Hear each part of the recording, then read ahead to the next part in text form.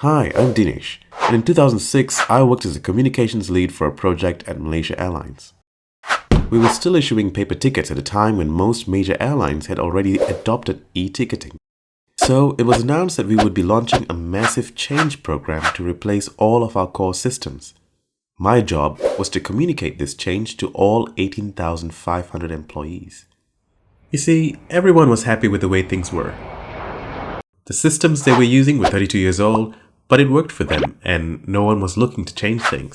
And here I was, a brand new comms manager, armed with a slick PowerPoint pack, walking into people's offices telling them about this change. I thought if I could give them all the facts, they'd understand and they'd be ready to accept the new system. I used metaphors to describe the fragility of the existing systems. My presentation design itself was clean, lots of images, very few words. I even had a handout with every possible argument on why we had to make this change. I ticked all the boxes and I was sure that I was going to get people's buy-in easily.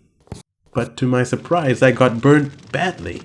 No one was engaged, buy-in was low, and the project was taking a big hit.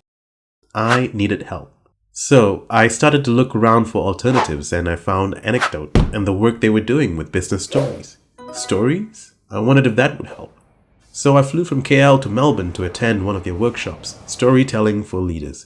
And here's what I learned. Changing people's minds takes more than just persuasive argument. It involves empathy, listening, questioning, and yes, stories. Stories convey emotion, something which I totally ignored before.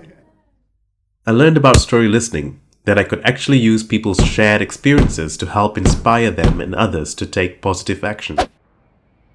I flew back to Malaysia and threw out most of my slides and made sure that my presentation was more about connecting rather than informing.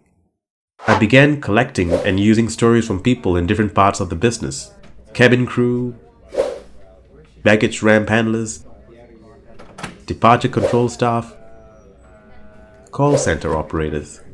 I used every session to listen to my audience as they drew meaning from those stories. And you know what? For the first time, people really began participating. They were interested. They actually wanted to get involved and help make this change happen. Stories, who would have thought?